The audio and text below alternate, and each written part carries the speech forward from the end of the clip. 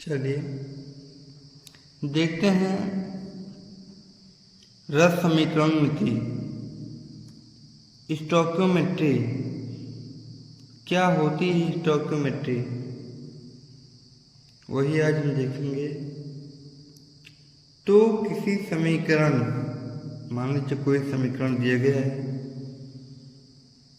उसमें कितने मॉलिक्यूल हैं, कितने मोल हैं, कितने मास हैं, उनके मॉलिक्यूलर मास तथा उनके एटम को बताना ही स्टोइकियोमेट्री अथवा रस समीकरण मिति कहलाता है। तो हमने एक एग्जाम्पल लिया है N2 plus 3H2O gives 2N3। ये हमारा एक समीकरण है, हमारा उत्पाद ये रहा, इसे बोलते हैं उत्पाद। तो हमको इन सब में इनके molecule, mole, mass, molecular mass and atom बताने हैं। तो सबसे पहले हम लेते हैं N2। क्या लेते हैं? N2। अगर आप आइए देखते हैं कि इस समीकरण में कितने मोल, मॉलिक्यूल, मास, मोलर मास और एटम है। तो पहला है N2, हमने N2 लिखा है।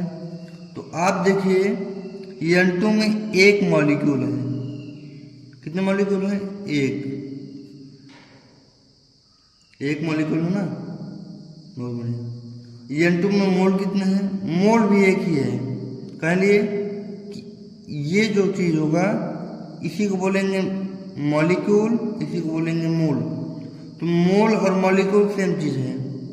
तो क्या? एक, बहुत बढ़िया। आगे है मास। मास माने द्रव्यमान। तो N का द्रव्यमान होता है 14, N का होता है 14, लेकिन 2N है, 14 तो नहीं 28 ना। और इसका मॉलिक्यूलर मास भी यही होता है 28। एटम कितने हैं इसमें? एटम कितने हैं N2 में? 2, 1N 2N, तो एटम है 2। चलिए आगे है 3H2O, इसको देखते हैं। इसमें मॉलिक्यूल कितने हैं? 3। कितने हैं? 3। मोल कितने हैं? 3। मास कितना है इसका?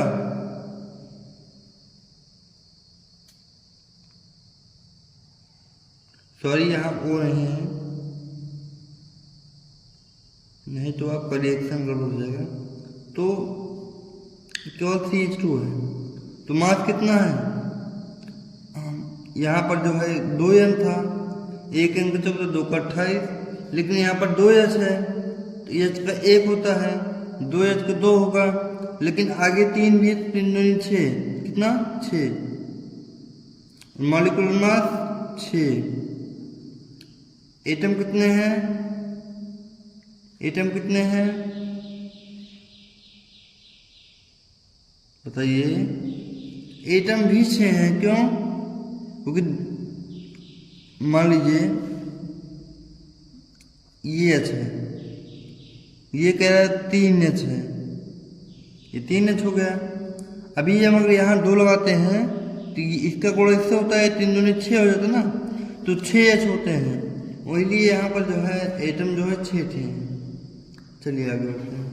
आगे है 2NH3, थोड़ा सा बड़ा है लेकिन दिक्कत नहीं है कोई।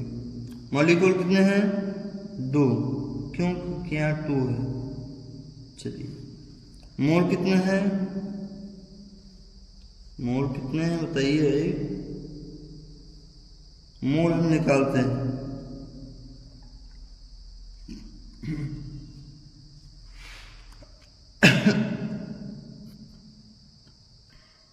चलिए आगे देखते हैं मास। क्या देखते हैं? मास। तो इसका मास तो छोटा छोटा था, लेकिन हमको इसका मास निकालना पड़ेगा ना, तो निकालते हैं। और एक सिंपल बात है, अगर हम इनका और इनका मास जोड़ दें तो इनका मास तो आ ही जाएगा ना। अरे भाई इसका मास जोड़ दें तो इसका मास तो आ ही जाएगा, लेकिन निकालते हैं 2 n मतलब 14 दूनी 28 प्लस 2 और 3 दूनी 6 मतलब 6, 28 से 29, 30, 31, 32, 33, 34, 34 कितना होगा मास 34। मोलर मास कितना होगा 34। एटम कितने होंगे, एटम होंगे N2 H6। समझ गए ना। तो ये है स्टोइकियोमेट्री। किसी भी समीकरण की स्टोइकियोमेट्री हम ऐसे ही निकालेंगे।